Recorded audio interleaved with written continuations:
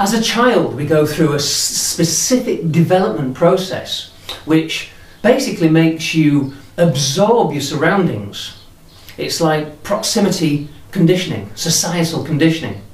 And what happens is, because you go through this kind of phase of downloading your main operating system of how you're going to choose and make decisions and respond and react and feel and respond in any given situation throughout your life, you need to have a protocol to follow.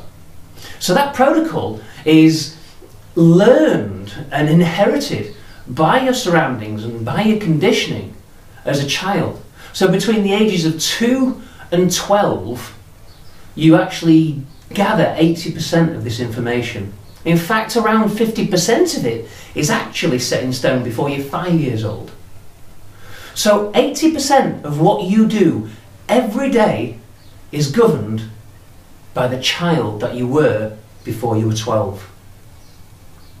So this workshop is all about challenging your reality. Do you actually ever respond, or do you ever react in a certain way, which after the facts you think, oh, I wish I hadn't have done that, I wish I hadn't have done this, I wish I hadn't have said that, I messed this up because I did this. That's what happens. These are these conditioned responses. They're like a Trojan horse, they're like a little virus in your core programming. Because every computer comes bare, just like a baby. There's only 2 fears that you have when you're a child: the fear of falling and the fear of loud noises.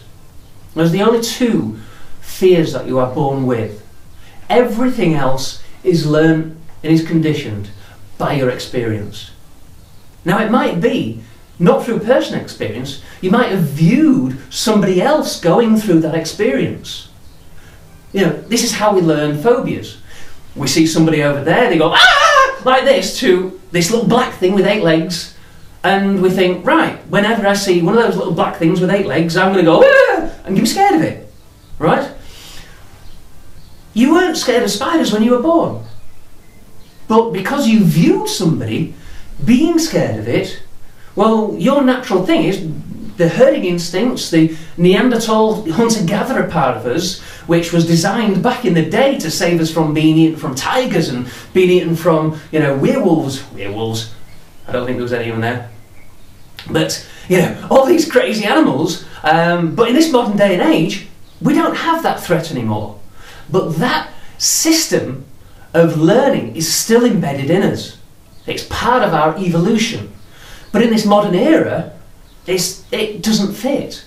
We learn these little traits which sabotage us. And one thing that we learned from our Neanderthal days is that in any stressful situation, if we freeze, if we just stay still, do nothing, we've actually got a higher percentage chance of surviving.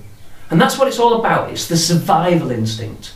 It's not the progress instinct, not the success instinct, it's the survival instinct. And the survival instinct is really insidious. It is a core program which is there to protect you. But in this modern day and age, we don't need protecting per se. So what they do is they inhibit us. Stress in our body creates cortisol. Cortisol is our stress hormone. Now, cortisol is basically what they call a neural peptide. It's a chemical in your body which is secreted by an organ, and then when it gets to the thalamus in the brain, it goes through the thalamus. The thalamus has got 95% of your neural peptide receptors in, and what that does is it alters hormonal switches in your brain, which changes how you think. So cortisol basically makes you hesitate, it makes you stop from making decisions that you need to make because of that self-preservation instinct. Do nothing, the chances are you're going to survive. But do you just want to survive, or do you want to succeed? So to be able to succeed in life, what you need to do is identify these Trojan horses, these viruses that are in your subconscious, which manifest in themselves to prevent you from taking that opportunity, from performing well in this particular, event or this exercise or this performance or this review or this interview. because it wants to keep you back. It wants to survive. It's survival mode. And I'm sure, like a lot of people, I mean, I too once was in that position, in survival mode. And I would prevent myself from doing things which helped with my success or helped with my happiness. You know, I'd get anxious and worry about things which never actually happened. So if you're the same, you sabotage yourself sometimes, you basically worry about things which significantly aren't actually going to happen, well, this workshop is for you. It's an experiential workshop. It's an interactive workshop. There's very specially and cleverly designed exercises that you will be participating in with other members. And what they are designed to do is highlight some of these little Trojan programs that are in your subconscious and allow you to see them for what they are. Because once you are able to see them and realise you have them, that's when you can actually do something about it. So what we're going to give you in this workshop is the tools to hack your own subconscious, reprogram it so you're happier, healthier, and more open to opportunity and more open to take them when they arrive.